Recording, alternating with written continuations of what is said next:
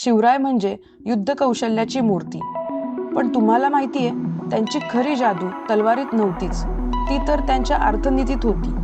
रायतोवारी, पारदर्शक कर, सुरक्षित व्यापार मार्ग, समुद्र किल्ले, हा सगळा आर्थिक वारसा शिवरायांनी शतकापूर्वीच घडवला होता. म्हणूनच ते फक्त योद्धे नव्हते, ते खरे राष्ट्रनिर्माते होते. हाच शिवतेज आजही आपल्या रक्तात उसळतो. जेव्हा संपूर्ण भारत गुलामगिरीत होता, कुणी मुघलांच्या ताब्यात तर कुणी आदिलशाही कुतुबशाहीच्या जुलमाखाली, जेव्हा यांच्या अन्याय, भीती आणि गुलामीत भूमी थरथर कापत होती, तेव्हा एक सिंह गरजला.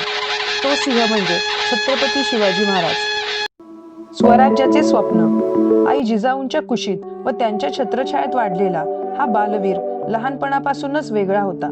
त्यांच्या मनात फक्त दोन गोष्टी होत्या, अन्यायाचा नाश आणि प्रजेचे रक्षण. या पराक्रमी वीरानं वयाच्या 16व्या वर्षीच तोरणा किल्ल्यावरती भगवा फडकवला. ही फक्त किल्ल्याची लढाई नव्हती, तर आत्मसन्मानाची आणि हिंदवी स्वराज्याची पहिली घोषणा होती. युद्धवीर शिवराय. आपण नेहमी एकच कथा ऐकत आलो, रणांगणावर धडकणारे शिवराय, अप्रतिम रणनीतिकार, अपराजित योद्धा. पण एक क्षण थांबा, काय माहिती त्यांची सर्वात मोठी जिंकलेली लढाई रणांगणावर नव्हतीच तर? लढायांपासून समृद्ध राज्याकडे, फडकणारे ध्वज, घंटानाद, शंखनाद असणारी मंदिरे, संपन्न बाजारपेठा, आनंदी शेतकरी, स्थिर स्वराज्य. जणू काही सांगत आहेत, शिवरायांची कथा तलवारीपुरतीच मर्यादित नाही. शौर्य आणि युद्धनीती. शिवाजी महाराजांनी दाखवून दिले की युद्ध जिंकण्यासाठी फक्त तलवार नाही, तर बुद्धिमत्ता, शिस्त आणि आत्मविश्वास लागतो. याची उत्तम उदाहरणं म्हणजे 300 मावळ्यांसह 5000 मुघल सेनेला हरवणे ही त्यांची शौर्याची कहाणी. अफजल खानाचा पराभव हे त्यांचे रणनीतीचे उत्तम उदाहरण. प्रतापगडाची लढाई हे त्यांचे धैर्याचे उदाहरण. समुद्रावर पहिलं आरमार उभं करणं हे त्यांचं साहसाचं प्रतीक. आज सुद्धा त्यांना the father of Indian navy म्हणून संबोधले जाते. ही फक्त लढाई नव्हती, ही क्रांतीची सुरुवात होती. पाया रचताना जमीन आणि शेतकरी. त्या काळात जमीन व्यवस्था पूर्णपणे मोडकळीस आली. दरकऱ्यांचे अन्याय, मध्यस्थांची मनमानी आणि शोषित शेतकरी. शिवरायांनी हे पाहिले आणि ठरवले, स्वराज्य वाचवायचं असेल तर शेतकरी वाचलाच पाहिजे. तेव्हा झाली पहिली क्रांती, शेवटच्या शेतकऱ्यापर्यंत पोहोचणारा प्रत्यक्ष राज्य शेतकरी संबंध. शिवरायांनी मध्यस्थांना दूर केले, शेतकऱ्याला राजाशी जोडणारी न्याय व्यवस्था उभी केली. लष्करी प्रतिभेपलीकडे एक अर्थनीतिकार. शतकानुशतके आपण एक प्रतिमा जपत आलो. शिवराय म्हणजे शुद्ध लष्करी प्रतिभा, पण त्या प्रतिमेच्या मागे दडलेला आहे एक दुसरा विलक्षण नेता, अर्थव्यवस्था घडवणारा, शेतकऱ्यांना सक्षम करणारा, स्वराज्याची पायाभरणी करणारा, आर्थिक वास्तुविशारद असा आपला जाणता राजा. रायोतवारी, उत्पादकाला केंद्रस्थानी ठेवणारी पद्धत. रायोतवारी ही त्या काळातील सर्वात धाडसी कर सुधारणा होती. इथे कर ठरवला जायचा जमिनीची क्षमता, उत्पादन, हवामान, शेतकऱ्याची अडचण पाहून. ही व्यवस्था सांगत होती, उत्पादक समृद्ध झाला तरच स्वराज्य समृद्ध होणार. कर शिक्षा नसून सहभाग झाला, शासन भार नसून आधार बनलं. परिणाम, उत्पादन वाढलं, शेतकरी उभा राहिला आणि स्वराज्याच्या शिरामध्ये पहिल्यांदाच स्थैर्याची रक्तवाहिनी धावू लागली. स्वयंपूर्णतेची बीजे. शेतकऱ्यांच्या हातात सामर्थ्य आले. या सुधारणांचा परिणाम चमत्कारिक होता. उत्पादन वाढलं, जमीन फलद्रूप झाली आणि शेतकऱ्यांच्या डोळ्यात पहिल्यांदाच आशेचा प्रकाश दिसू लागला. सामान्य माणूस जो युगानुयुग पीडित होता, तो स्वराज्याचा आधारस्तंभ बनला. हीच तर शिवरायांची खरी जादू होती. जमीन वाचली, शेतकरी उभा राहिला आणि स्वराज्याचे भविष्य बदलले. समृद्धीची गती. व्यापार आणि बाजारपेठा. शिवरायांना माहित होतं, फक्त शेतीवर राज्य उभं राहत नाही, त्यासाठी व्यापार हवा, बाजार हवा आणि मार्ग हवा. व्यापारी दरोडेखोर, मोगली कर आणि अस्थिरतेने त्रस्त होते. पण शिवरायांनी निर्णय घेतला, व्यापाऱ्यांचा माल सुरक्षित ठेवायचा, त्यांचा मार्ग सुरक्षित, त्यांचा हक्क सुरक्षित ठेवायचा. याच निर्णयाने व्यापार फक्त व्यवहार राहिला नाही, तो स्वराज्याचं यंत्र बनला. बंदरांचे सुवर्णयुग. कोकण किनारा त्या काळचे सुवर्णद्वार होता. याच किनाऱ्यावर शिवरायांनी उभे केले सिंधुदुर्ग, विजयदुर्ग, जंजिरा असे अभेद्य समुद्र किल्ले. हे फक्त किल्ले नव्हते, हे होते व्यापाऱ्यांचे प्रवेशद्वार. त्यामुळे विदेशी व्यापार वाढला, कर उत्पन्न वाढलं आणि स्वराज्याची तिजोरी भरली. बाजारपेठांचे पुनर्जीवन.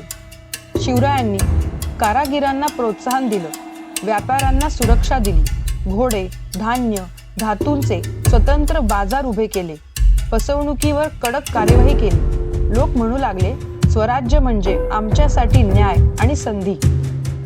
स्थैर्याची मुद्रा. चलन, कर, प्रशासन. शिवरायांच्या राज्यात चलन म्हणजे ओळख. बाजारात असंख्य सत्तांची नाणी, वेगवेगळे दर होते. पण शिवरायांनी नियम केला, नाणं शुद्ध हवं, व्यवहार स्पष्ट हवेत. त्यामुळे व्यापाऱ्यांचा आत्मविश्वास दुप्पट झाला. पारदर्शक कर व्यवस्था. इतर सत्तांकडचे कर अन्यायी होते, पण शिवरायांचे तत्व एकच, कर हा न्याय आहे, जनतेवरचा भार नाही. कर दर स्पष्ट, भ्रष्टाचार नाही, मध्यस्थ नाही, फक्त जनता आणि राज्य एक सरळ संबंध हवा. याच न्यायामुळे स्वराज्य लोखंडासारखं मजबूत झालं. लोककेंद्रित शासन. प्रजाच राज्याची खरी मंत्रिमंडळी. शिवरायांची सत्ता तलवारीवर नव्हे तर प्रजेच्या प्रेमाने टिकली.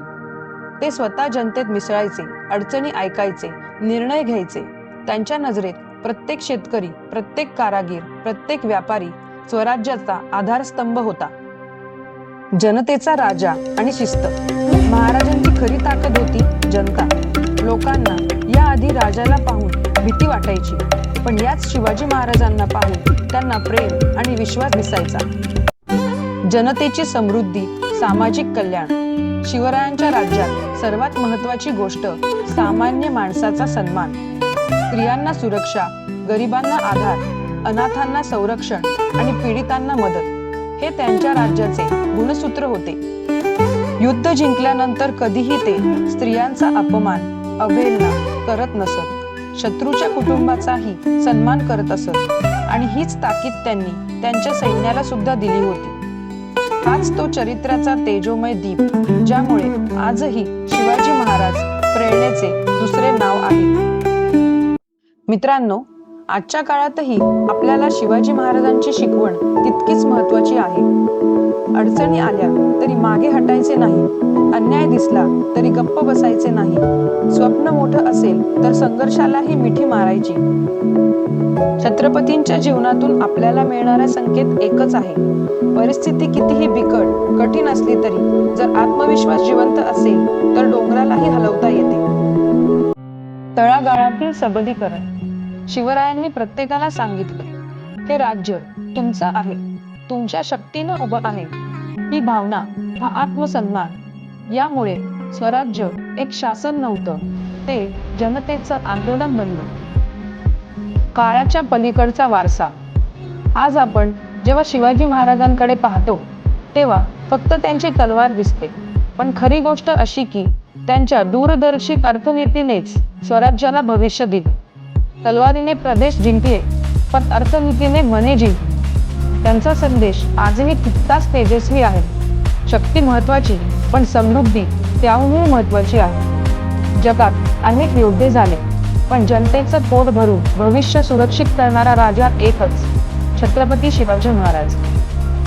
छत्रपती शिवाजी महाराज फक्त इतिहास नाही, ते आहेत वर्तमानाची प्रेरणा आणि भविष्याचे मार्गदर्शक. लक्षात ठेवा मंडळी, शिवचरित्र वाचलं की पराक्रम जागतो, शिवचरित्र ऐकलं की प्रेरणा मिळते आणि शिवचरित्र अंगीकारलं की आयुष्य बदलतं. मित्रांनो, जर तुम्हालाही अभिमान आहे छत्रपती शिवाजी महाराजांचा त्या लहान इतिहासाचा, तर शिवतेज डायरी या आमच्या YouTube चॅनलला नक्की सबस्क्राईब करा. आणि हा व्हिडिओ आवडला असेल तर लाईक करा आणि तुमच्या मनातील शिवप्रेम कमेंटमध्ये जरूर लिहा. कारण इथे प्रत्येक आठवड्यात आपण उजडणार आहोत रणांगणाच्या कथा, त्या गडकोट्यांच्या गोष्टी आणि त्या स्वराज्याच्या ज्वालेची प्रेरणा. जय भवानी, जय शिवाजी.